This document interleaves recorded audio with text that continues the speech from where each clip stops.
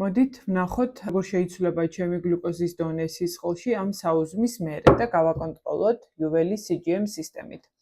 ამ საუზმეში არის 2 ნაჭერი შავი პური, ნახევარი ავოკადო, 1 შემწვარი კვერცხი, ცოტა არაჟანი და ცოტა სელი. 350 კალორია, ხიმი არის 19 გრამი, უჯრედისი არის 10 გრამამდე, ხოლო ცილა 14 გრამამდე.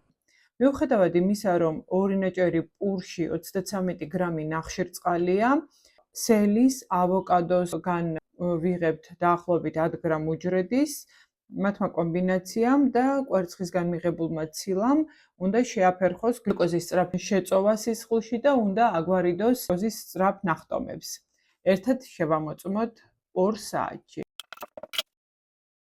ეს არის გლუკოზის საწყისი მაჩვენებლები კვებამდე. და აქ კვებიდან 1 საათში აღწევს პიკს 100-101-ია, ხოლო შემდეგ ხედავთ, რომ 2 საათისთვის ისევ საწყის ნიშნულს უბრუნდება.